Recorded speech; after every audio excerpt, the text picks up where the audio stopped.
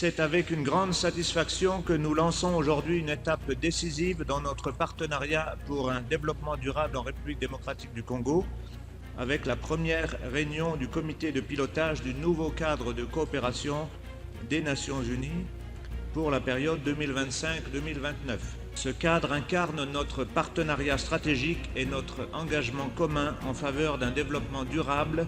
inclusif et transformateur, et en faveur de la paix pour tous les Congolais et toutes les Congolaises. Et je voudrais saluer le leadership et l'engagement constant de son Excellence Monsieur le Vice-Premier ministre et de son Excellence Madame la Ministre d'État,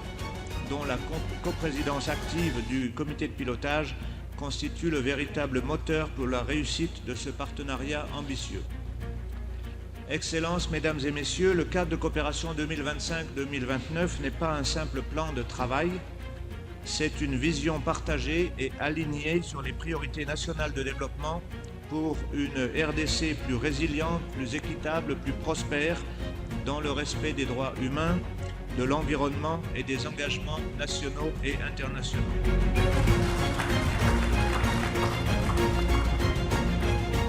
Mesdames et Messieurs, distingués invités en vos titres et qualités respectifs. 5 mois après l'adoption du nouveau cadre de coopération pour le développement durable entre le gouvernement et les Nations Unies, je suis particulièrement honoré de vous retrouver ce jour,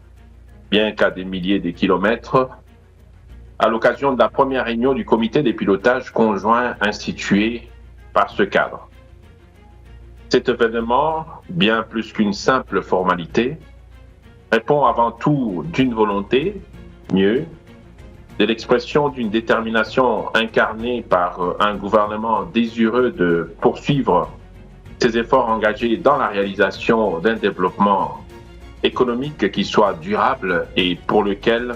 l'Organisation des Nations Unies, à travers son système, se veut un partenaire précieux. Ceci particulièrement dans une période critique où les 10 efforts se retrouvent sapés par le fait de la guerre d'agression qui affecte notre pays depuis plus de 3 années maintenant. À cet égard, le ministère du Plan et de la Coordination de l'aide au développement réitère son engagement à jouer pleinement son rôle. Un rôle stratégique, pour ne pas dire central, notamment dans le maintien d'une cohérence des politiques publiques, mais également dans l'assurance d'une planification stratégique intégrée. Cela en coordonnant efficacement les appuis extérieurs ainsi qu'en veillant à ce qui s'aligne sur les priorités du gouvernement telles que définies dans le programme d'action du gouvernement et dans le plan national stratégique de développement. Vous l'aurez donc saisi,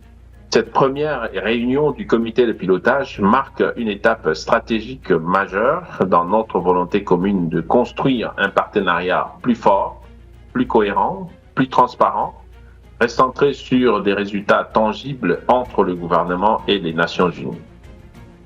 Mesdames et Messieurs, distingués invités, indépendamment de l'enthousiasme lié à cette séance de travail, nous sommes néanmoins conscients que cette session intervient dans un contexte particulièrement difficile, tel que nous l'avons précédemment évoqué.